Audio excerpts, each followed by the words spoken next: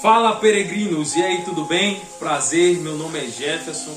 Estamos hoje aqui para falar um pouco sobre a sabedoria. Jefferson, a sabedoria, sim. A verdadeira sabedoria. E qual é a verdadeira sabedoria? A verdadeira sabedoria é aquela que o Senhor nos entregou através da palavra dele. A palavra de Deus. É com ela que você encontra a verdadeira sabedoria. Sabedoria é diferente de conhecimento. Conhecimento, você pode ter muito conhecimento e nada de sabedoria. Porque a sabedoria é você saber como utilizar o seu conhecimento para dar frutos. Então vamos lá de novo. A sabedoria, você sabe utilizar o conhecimento para que ele dá frutos. Se você só tiver o conhecimento e não tiver sabedoria, você não vai saber como conduzir o seu conhecimento ou repassar o seu conhecimento ou fazer o seu conhecimento frutificar. Se você só tiver a parte teórica. A sabedoria é a forma de como você aprende a colocar em prática aquilo que você aprende. A sabedoria é saber fazer, é ter essa consciência e discernimento de como fazer. Mas antes da gente começarmos a falar sobre esta palavra, a verdadeira sabedoria, queria pedir a você, deixe o seu like, seus comentários aí embaixo, que eu estarei respondendo, curta o vídeo, envie para o máximo de pessoas e também para aquela pessoa que você acha mais importante. Se você diz, Jefferson, essa mensagem contribuiu com a minha vida, eu vou enviar para outra pessoa que também vai contribuir para a vida dela. Então envie, então faça isso, ligue aí o sininho, aperte no sininho e coloque receber todas as notificações, para você não perder nenhum vídeo. E que Deus abençoe, que tudo que você está aprendendo, você coloque em prática e que venha dar frutos. Então a nossa palavra de hoje, ela se encontra no livro de 1 Coríntios. 1 Coríntios, capítulo de número 2. Capítulo de número 2. As cartas a Coríntios, que foi as cartas de Paulo, né? As cartas de Paulo a Coríntios, capítulo 2. E nós vamos começar a partir do versículo 6. Então vamos lá, 1 Coríntios, capítulo 2, versículo 6. Antes que a gente comece a orar, eu queria que nós íamos entrar em espírito de oração. Se você está trabalhando, se você está num ambiente de trabalho e não pode fechar os seus olhos, não tem problema, só entre em espírito de oração. Então entre em espírito de oração, como eu estava dizendo, pessoal. Você está no trabalho, não pode fechar os olhos. E se você está na sua casa, feche seus olhos. Você está num ambiente que você pode fechar os seus olhos, que não demanda que você esteja atento a alguma coisa. Então vamos entrar na presença do Pai. Senhor, meu Deus, diante de Ti, meu Pai, aqui nós estamos como servos, Pai, dependentes e ansiosos, meu Pai, da Tua infinita sabedoria. Nós estamos aqui, Senhor Jesus, para sermos abraçados, envolvidos. Meu Pai, nós queremos cada dia mais, Senhor Jesus, sermos abraçados e acolhidos pelo Senhor, Jesus. Nós te amamos. Meu Pai, vem de encontro a cada coração, Senhor. Senhor, vem revestir aquele que está ouvindo, meu Pai, esta mensagem. Que o Senhor venha falar, meu Pai, de encontro ao coração de cada um desses, dos meus irmãos, desses meus peregrinos, Pai, na fé. Irmãos peregrinos na fé. Fala conosco. Dai-nos sabedoria e discernimento para entender. Amém. Glória a Deus. Então vamos lá, pessoal. Diz assim: a verdadeira sabedoria, o ensino do Espírito Santo. Então a verdadeira sabedoria e o ensino do Espírito Santo. Versículo 6. Entretanto, expomos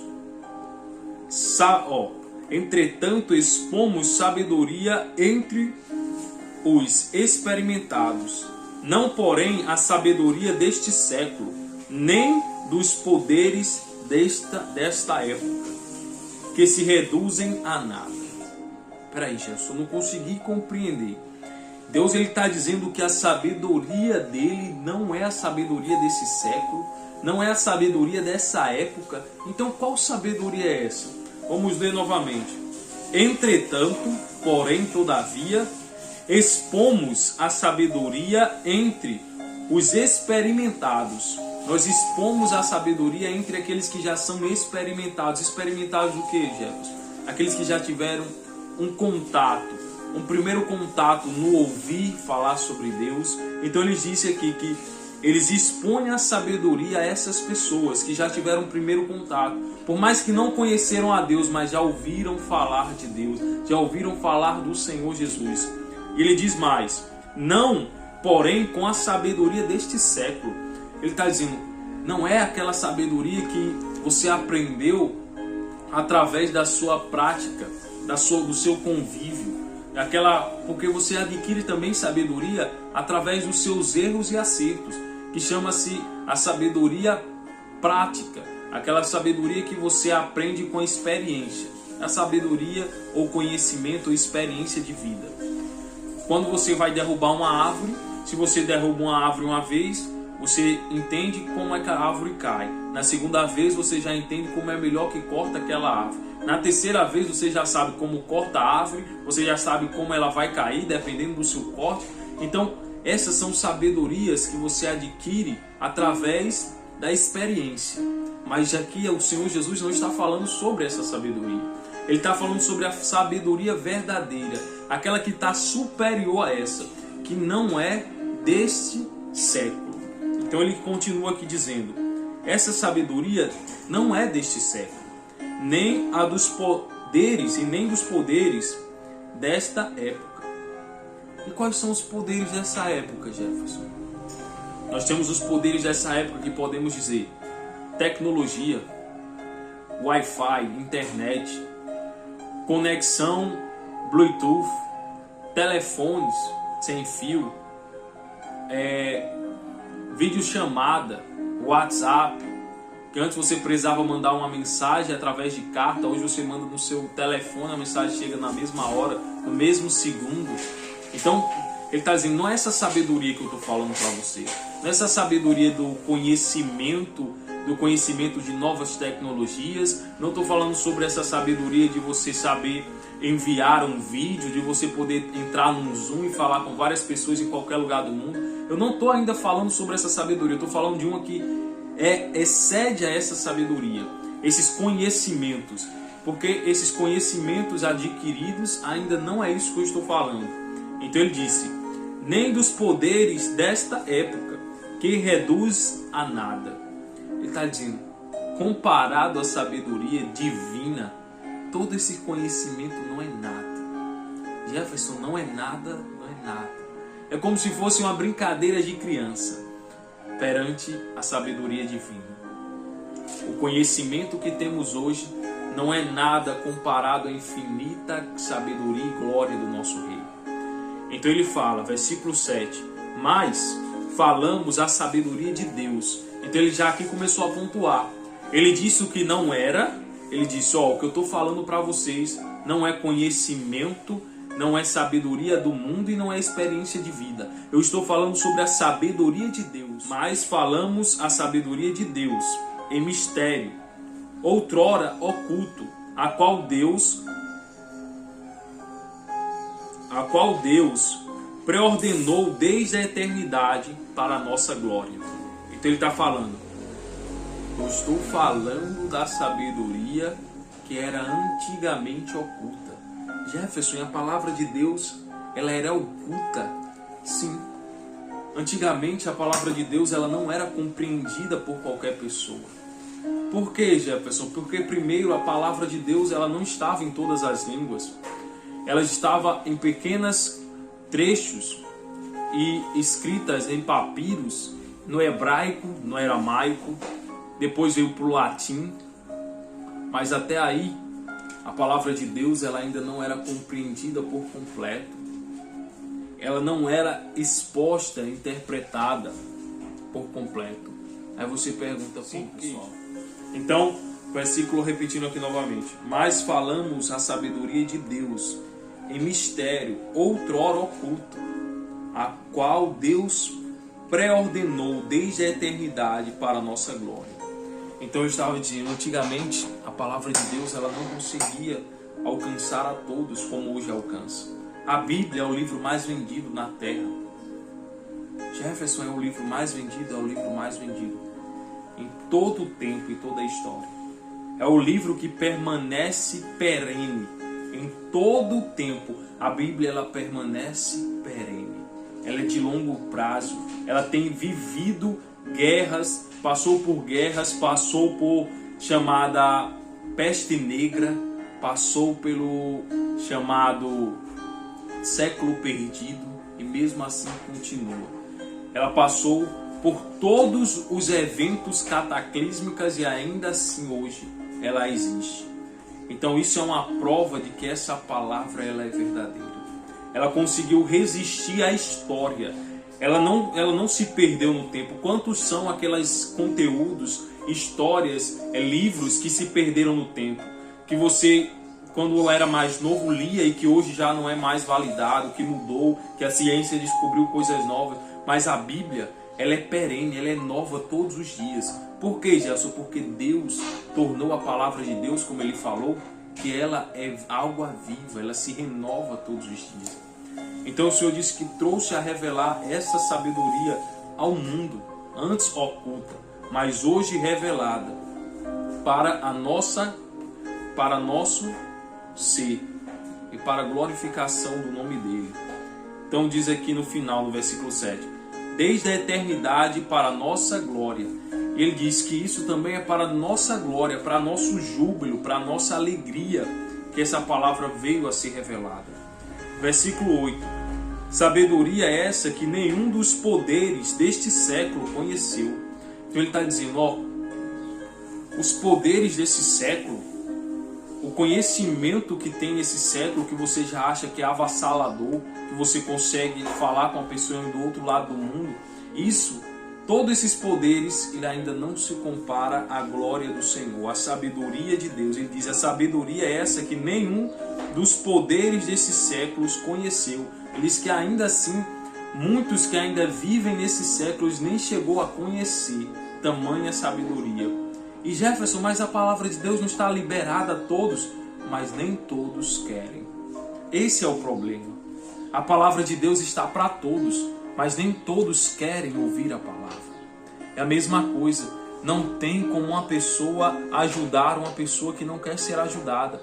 Por mais que eu queira ajudar uma pessoa, por mais que eu queira mudar, ajudar, transformar a vida de uma pessoa, se primeiro ela não quiser ajuda, ela jamais será ajudada. Porque não vai depender de mim, vai depender dela. Toda transformação parte de dentro para fora. Para uma pessoa querer mudar, para uma pessoa sair do vício das drogas, para uma pessoa sair da amante, para a pessoa ter uma transformação na vida financeira, para ela poder ter uma carreira de sucesso, ela tem que desejar dentro dela para depois isso ser exposto para fora. Ela começa a transformar dentro. Exemplo, se ela quer uma carreira de sucesso, ela primeiro começa a trabalhar dentro dela, a personalidade dela, como ela vai conseguir permanecer firme em meio às dificuldades. Ela vai buscar conhecimento para agregar na sua essência, no seu eu emocional, e vai assim se transformar naquilo que ela quer, mas ela vai começar de dentro para fora. Então, a palavra de Deus, essa sabedoria, ela está entregue todo esse tempo ao pessoal, a todos aqui na terra, mas nem todos querem. E é uma coisa, é um erro que eu posso falar que o ser humano tem. O ser humano, ele só dá valor às coisas que aparentemente, preste atenção, aparentemente são mais caras. Mais caras. Exemplo, Jefferson. Eu estou vestindo uma camisa. Estou vestindo uma camisa aqui, Lacoste. É uma marca. Então essa camisa aqui vale um determinado valor. Vamos dizer que vale R$150. R$150, se eu comprasse uma camisa de R$10, Jefferson, seria a mesma coisa? Depende, se for o mesmo material, seria. A única coisa que vai mudar é por causa dessa marca aqui. A pessoa paga R$150 só por causa da marca. Ela agregou um valor a essa camisa. Não significa que a outra camisa que está sendo fabricada não vai ser o mesmo material. Vai ser o mesmo material, só que essa tem um valor e a outra não tem um valor tão agregado como essa. E ela vai ter um preço inferior. Então, o pessoal hoje torna a entender que a palavra de Deus tem um preço inferior. Por isso que eles não dão valor. E olhe que a palavra de Deus tem um preço que aparentemente é irrisório. Por ser barato, por ser fácil, por estar sendo pregado em todos os lugares aqui no Brasil. A pessoa recebe em todos os momentos a palavra de Deus, mas por ser tão cotidiano, ela não vê o verdadeiro valor. O valor que é imenso, que é imensurável. Ela só vê o preço e ela não vê o valor. Jefferson, tem diferença para preço e para valor? Tem. Preço é aquilo que você cobra de algo. O valor é aquilo que ele consegue agregar e transformar a sua vida. E a palavra de Deus, ela consegue agregar na sua vida e transformar a sua existência por completo e atingir até a sua posteridade, os seus filhos, os seus bisnetos, tataranetos, a sua outra geração é impactada por essa palavra. Então, sua família, sua posteridade é impactada pelo valor que a palavra tem. Mas hoje, ela é vista com um preço muito baixo. E o ser humano confunde preço com valor. Nós temos um valor imenso em nossas mãos, sendo distribuído de forma gratuita, mas todos só visam o preço, em vez de começar a olhar para o valor, porque preço, ele acaba, o valor agregado é para a sua vida inteira. A transformação que causa na sua vida é para a sua eternidade. Da mesma forma como você tem pessoas que agregam valor de tal forma na sua vida que você leva ela para a sua história inteira. Sempre quando você está na roda de amigos, você se lembra, aconteceu isso na minha vida com tal pessoa, ela mudou minha forma de pensar, ela me tirou de uma roda de pessoas que não me agregavam, ela mudou a minha história, foi a minha esposa, foi o meu esposo, foi um amigo, foi a minha irmã, e essas pessoas agregaram de tal forma que você leva ela para a sua posteridade. Então, vamos seguindo aqui, versículo 8, só para repetir. A sabedoria essa que nenhum dos poderes desse século conheceu, porque se a tivesse conhecido, jamais teria crucificado o Senhor da glória. Então ele disse, se aquele povo tivesse conhecido o valor que Jesus trouxe naquele tempo, ele não teria sido crucificado. Mas naquele tempo, os fariseus, eles não viram o Senhor Jesus como seu Salvador, mas viram como apenas um homem. E assim o crucificaram. Mas você vai dizer, Jefferson, mas Jesus não tinha que ser crucificado? Tinha. Mas ele tinha que ser crucificado e não sido negado pelos seus próprios servos. Quem negou o Senhor Jesus foram os seus próprios servos. Foi aqueles que diziam que o amavam. Foi aqueles que diziam que servia a ele. Foi quem virou as costas para ele. Será que hoje você não tem feito isso? Será que você não tem virado as costas para o Senhor? Se no primeiro momento, na primeira dificuldade, você vira as costas e diz, você não é mais o meu Deus. Se você perde uma porta de emprego, você para de buscar ao Senhor, pensando que o seu Deus é uma porta de emprego. Como assim, Jefferson? Eu conheço Deus, mas no momento que você nega o seu Deus, o nosso soberano Senhor, por uma porta de emprego, ficando triste ou desanimado porque uma porta se fechou, você está dizendo que você não confiava no Deus que nós seguimos, no Deus sobrenatural, o Deus que criou o céu, que quando você sai, olha para o céu e está uma maravilha. Você já olhou o céu hoje? Porque todos os dias o Senhor ele pinta uma tela nova para mostrar a maravilha e o poder da glória dele através do céu. Você já parou para pensar nisso? Todos os dias Deus ele pinta como uma tela azul. Deus pinta o céu com aquelas nuvens maravilhosas, brancas, cinzas, com aquele resplandecer do alvorecer do sol, com o pôr do sol. Tudo isso é a manifestação da glória de Deus. Toda a natureza manifesta a glória dele. Você já tinha parado para pensar nisso?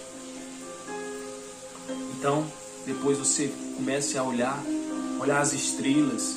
E quando você parar para olhar as estrelas, por mais que você esteja numa correria, quando você parar para olhar as estrelas, você vai sentir uma paz. Que paz é essa, Jefferson? É a majestade de Deus sendo resplandecida nos céus.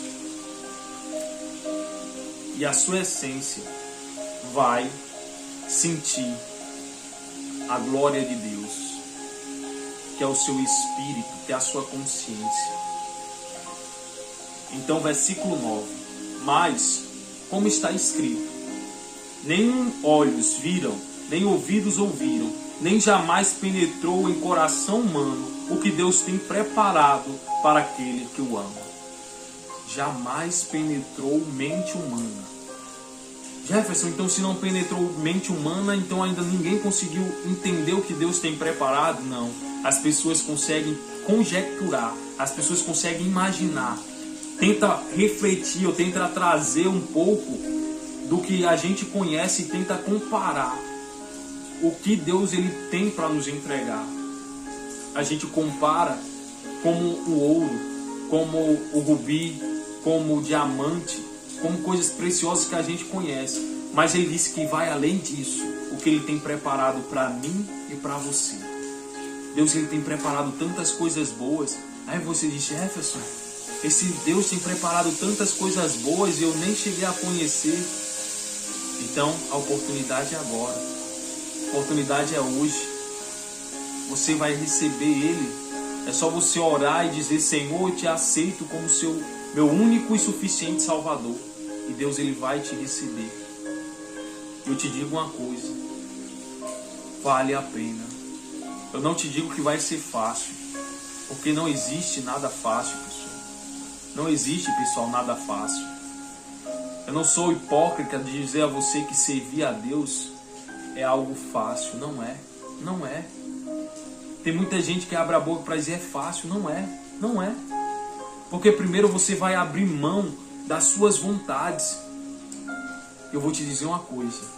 Tem muitas pessoas que dizem que o pecado é ruim. O pecado não é ruim. O ruim é a consequência do pecado. O pecado é doce. Você vai estar agora dizendo, caraca, eu nunca parei para pensar isso, Jefferson. Sim, o pecado é doce. Exemplo, você trair a sua esposa, no momento que você está traindo a sua esposa, você não está se sentindo ruim. Você não está dizendo, ah, meu Deus, minha consciência está pesando. Não. No momento que você está roubando alguma coisa, você não sente aquele sentimento, ah, estou roubando alguma coisa. Você se sente feliz porque a sua carne gosta. A sua carne, a sua essência da carne, o seu eu falso, ele gosta desse tipo de coisa. Mas a consequência é ruim. Qual é a consequência, Jefferson, do adultério? A consequência do adultério é a separação. Então, a consequência do pecado é que é ruim. Quando você adultera, sabe qual é a consequência? É a separação. É os filhos sofrendo. É a falta de amor. É sempre ficar com o pé atrás com um novo relacionamento. Isso é consequência. Então o pecado ele é doce quando você começa a consumir. Só que a consequência é ruim. Jefferson, você sendo no casamento, Jefferson, sendo na área do trabalho, quando você faz algo de errado, que você rouba, você faz alguma coisa no seu trabalho, é bom, mas a consequência é ser mandado embora por justa causa. É você perder a confiabilidade do seu patrão, o patrão não poder mais confiar em você. Você ser olhado de olhos sempre assim, será que ele está fazendo algo de errado novamente? Isso é a consequência do pecado. Então vamos prosseguindo aqui. Então, versículo 9, só para a gente recapitular. Mas, como está escrito, nem olhos viram, nem ouvidos ouviram, nem jamais penetrou em coração humano o que Deus tem preparado para aqueles que o amam. O que Deus tem preparado para nós jamais chegou a coração humano. Jamais conseguiu ser compreendido pela mente humana. Esse coração que ele fala que é a mente, jamais a mente humana conseguiu entender a majestade e a glória de Deus. Então como é que eu faço para entender, Jefferson? Se eu já não posso compreender com a minha mente física, como é que eu faço para compreender a Deus? Vamos lá, eu vou te dizer. Vamos seguindo aqui. Versículo 10. Mas Deus nos revelou pelo Espírito, porque o Espírito a todas as coisas perscruta, até mesmo até a profundeza de Deus. Olha aí, presta atenção.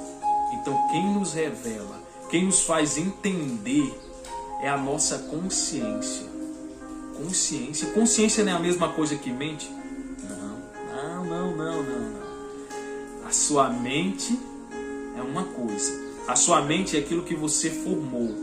Você formou a sua mente com características com pensamentos, com conceitos que foi agregado em você quando você era criança e até hoje é agregado. Você foi rotulado de várias formas e por causa desses rótulos você foi criando a sua personalidade e você criou a sua mente. Só que a sua consciência ela já existe dentro de você antes da sua mente ser formada. Porque quando você nasce, pare para pensar, quando você nasce, você tem nome? Quando você nasce, você sabe se você está nu, se você está com roupa? Quando você nasce, você sabe que se você está com frio ou com calor? Não. Você nasce puro. Você nasce pura consciência. Só que com o tempo, a nossa vida e o pessoal, a nossa sociedade vai começando a nos rotular. Ó, esse aqui é um menino, ele é bonito, ele é feio, ele se veste bem, ele não se veste, ele é ignorante, ele é dócil.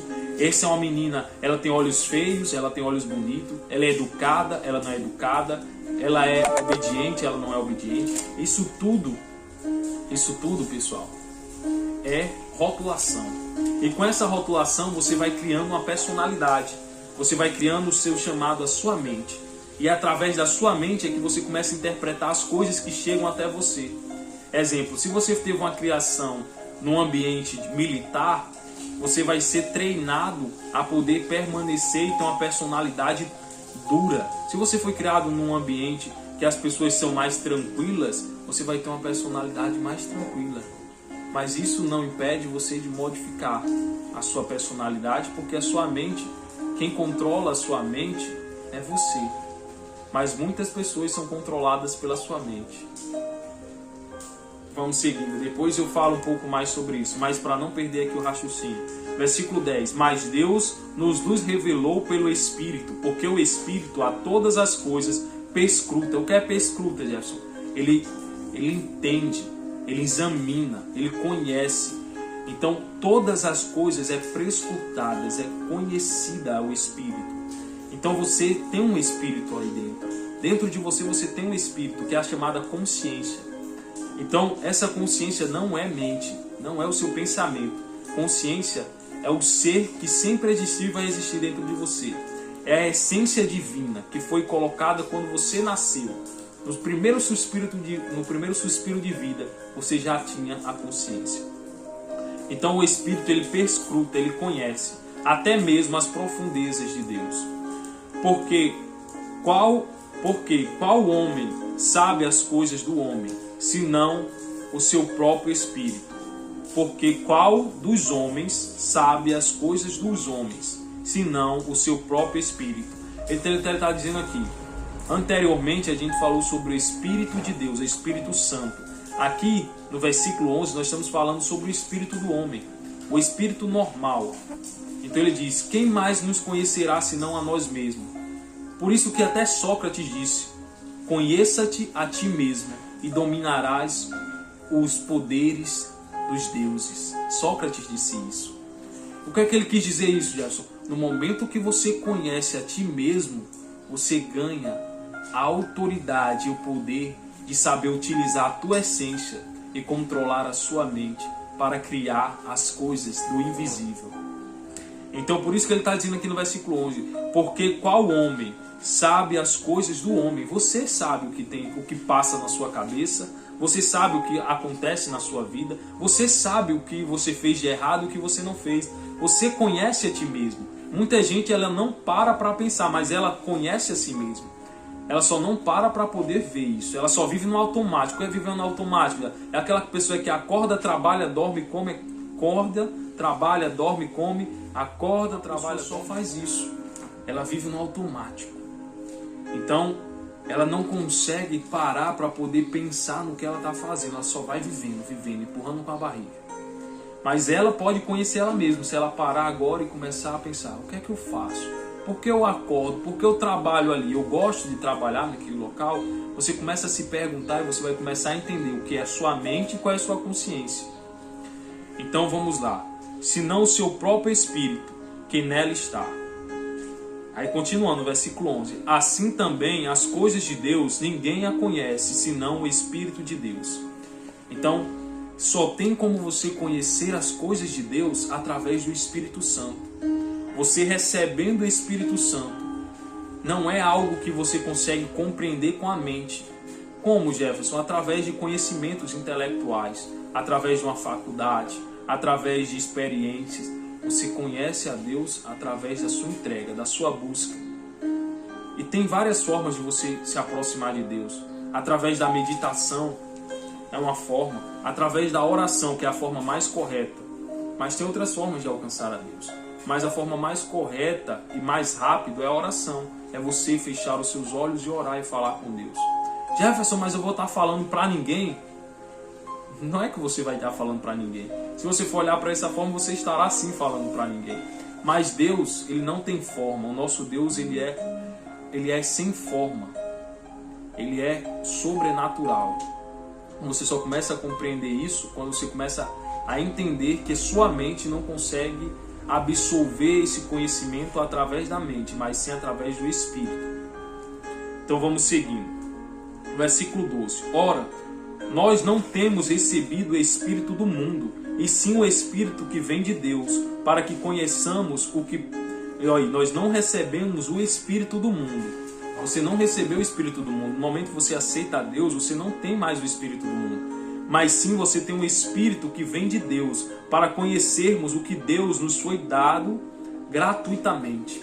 Então preste atenção. Quando você recebe a Deus, você já não tem mais o Espírito do mundo. E por você não ter mais o Espírito do mundo, você tem o Espírito de Deus. E esse Espírito de Deus que foi te dado não é por mérito, não é porque você é mais bonito, é porque você trabalha mais, é porque você tem mais dinheiro, é porque você tem uma família abençoada. Não é por mérito, é pela graça. Graça é favor não merecido. Você não merecia, mas Deus, o Senhor Jesus, te entregou o Espírito dele, o Espírito Santo, para que nós possamos compreender e nos termos contato direto com ele. Então por isso o Senhor nos entregou de graça. E o versículo 13 diz: disto também falamos, não em palavras ensinadas pela sabedoria humana. Então isso que nós estamos falando agora não é através de sabedoria humana. Não é sobre, exemplo, igual a ciência que estuda a criança crescer, reprodução, sexualidade. Não, isso aqui não é através de sabedoria humana. Mas, continuando, versículo 13. Disso também falamos, não em palavras e ensinamentos de sabedoria humana, mas em ensinamentos pelo Espírito, conferindo coisas espirituais, olha aí, conferindo coisas espirituais com espirituais. Então você só consegue entender, interpretar as coisas espirituais quando você deixa o Espírito Santo tomar a rédea, tomar a frente da sua vida. Quando você para de ser controlado pela sua mente e você deixa que a sua consciência fale mais alto do que sua mente. Mas Jefferson, não vou mais pensar? Claro que você vai pensar. Só que a sua mente não vai ter domínio sobre a sua consciência. Vai ser a sua consciência, o teu espírito, que vai utilizar a sua mente como ferramenta para produzir. Um exemplo, Jefferson. Você vai deixar a sabedoria de Deus te ensinar como utilizar, exemplo, Deus te deu sabedoria, você tem um conhecimento sobre medicina. Você vai deixar Deus utilizar a consciência para utilizar da melhor forma o conhecimento que você tem de medicina para ajudar pessoas, para ajudar crianças, para fazer partos, mas você deixando sempre a consciência de Deus falar mais alto do que o conhecimento humano. Porque o conhecimento humano vai dizer assim, exemplo, vai ter uma gravidez de risco. O conhecimento humano vai dizer, ela tem 40% de chance de vida, ou 60% de morte. Na sua mente física, você vai dizer, então ela tem mais probabilidade de morrer. Já na sua consciência, você vai utilizar a sabedoria de Deus e dizer, por mais que ela tenha somente 40%, eu vou deixar Deus usar minhas mãos para que esses 40% seja mais do que o suficiente para poder ela chegar e ter o filho dela com vida e saudável e poder ter uma história com seu filho que vai nascer. Você viu a diferença? Você viu a mente falando que tem barreiras, dificuldades. A sabedoria diz, por mais que tenha barreiras, por mais que tenha problemas, eu vou conduzir através da sabedoria, da consciência, a dar certo. Então vamos seguindo aqui. Versículo 14. Ora, o homem natural não aceita as coisas do Espírito de Deus. O homem natural. Você pode estar dizendo assim, Jefferson, eu ainda não estou compreendendo nada.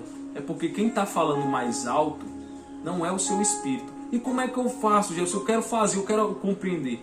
Você vai fazer uma oração. Você vai pedir, Deus, me ajude, Pai, a poder aprender a sentir a tua essência, a viver pelo Espírito e não mais pela carne.